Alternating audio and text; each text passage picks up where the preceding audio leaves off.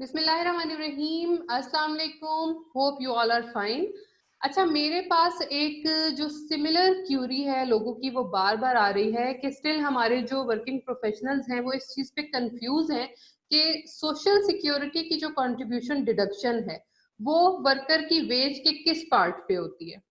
Very specific and very to the point, और कुछ examples के साथ मैं आपको ये चीज समझा देती हूँ। इन केस वर्कर को किसी ओवर टाइम की अदायगी हो रही है, ओवर टाइम की जो अमाउंट है उस पे सोशल सिक्योरिटी का कंट्रीब्यूशन पे नहीं होता। इसके अलावा ओवर टाइम के अलावा जो भी वर्कर की एम्प्लॉय की वेज बनती है उस वेज पे उसका सोशल सिक्योरिटी का कंट्रीब्यूशन पे होगा।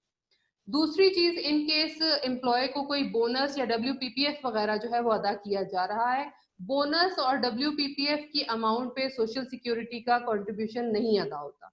इसके अलावा इन बोनस या WPPF के अलावा जो भी अमाउंट वर्कर की एक्चुअल वेज बनती है उस वेज पे उसका सोशल सिक्योरिटी का जो कंट्रीब्यूशन है वो पे किया जाएगा।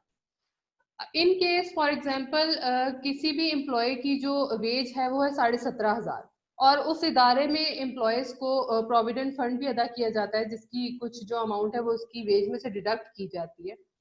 तो सोशल सिक्योरिटी के कंट्रीब्यूशन की जो अमाउंट है वो उसकी एक्चुअल वेज पे अदा की जाएगी। उसके बाद अगर प्रोविडेंट फंड की कोई डिडक्शन है तो उसकी अमाउंट में से होगी।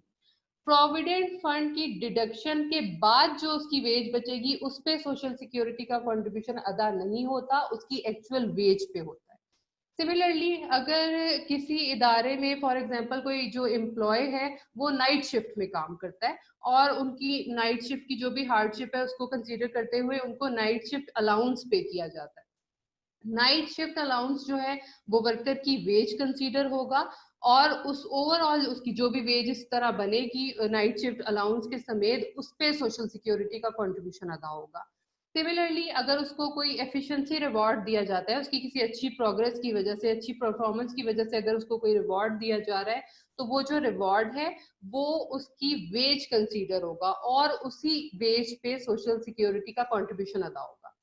इसी तरह से इन केस अगर उसको कोई अटेंडेंस अलाउंस दिया जा रहा है, मींस अटेंडेंस अच्छी होने की वजह से, उसकी छुट्टियां वगैरह कम होने की वजह से अगर उसको कोई अलाउंस जो है वो पे किया जा रहा है, वो अलाउंस उसकी वेज कंसीडर होगा और ओवरऑल उसी वेज पे उसका सोशल सिक्योरिटी का कंट्रीब्यूशन अदा होगा।